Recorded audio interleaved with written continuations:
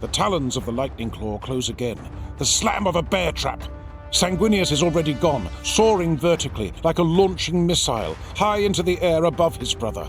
Under the arching ribs of the lofty ceiling, he turns, inverts, and dives, a descending eagle. Impact!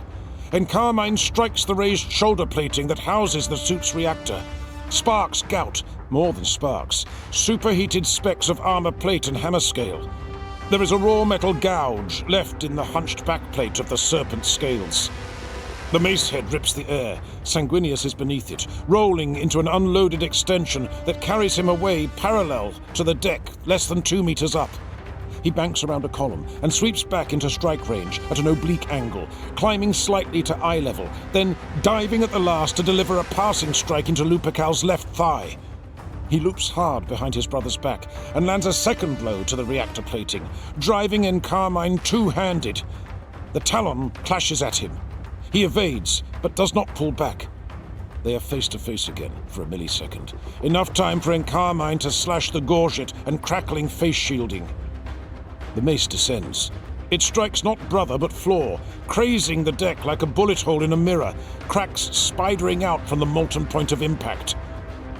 Horus Lupercal, despite his greater bulk, is not slow.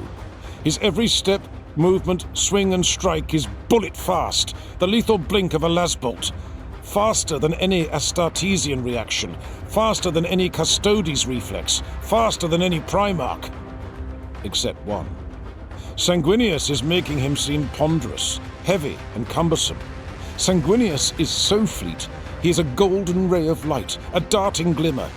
He is outmatched on almost every level, so he draws on what advantages he holds: speed, agility, a peerless blade, immeasurable courage, and above all else, flight. He forces the conflict into 3 dimensions, using the air and the space, rejecting the constraints of flat plane combat. To stay on his feet, on the deck, and square off against his brother like 2 Astartes in a practice cage would be to invite a duel he cannot win. It is an eagle against a bear, a raven on a wolf, a bull dancer vaulting an auroch. Lightning around a mountain, dazzle in darkness. He is relentless, circling, swooping, climbing, stooping, coming at his brother from every angle to deliver a savage blow before rolling and banking out of death's reach. He wheels, feinting right to evade the talon, dragging the full length of Carmine's edge across Horus's right pauldron with a grating squeal. Embers flutter, broken scales rain onto the deck. Horus brings them all round in a cataclysmic swing that almost catches the beating wings as they pass him.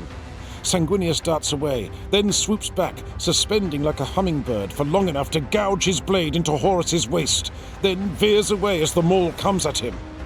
The maul's head strikes the floor again, this time with enough force to split and scatter the flagstones in a long fault line that exposes the underdeck spars. The tumbling slabs and buckling deck plates chase after Sangunius like an opening crevasse.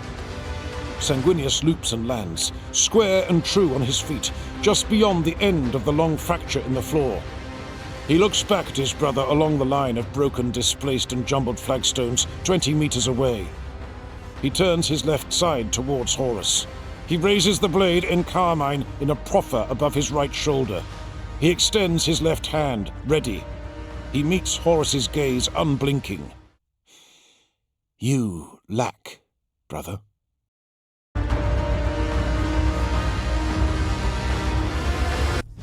This video is sponsored by my OnlyFans, where I do my meaningful sex educational content, fitness, health, nutrition, relationship advice, and more.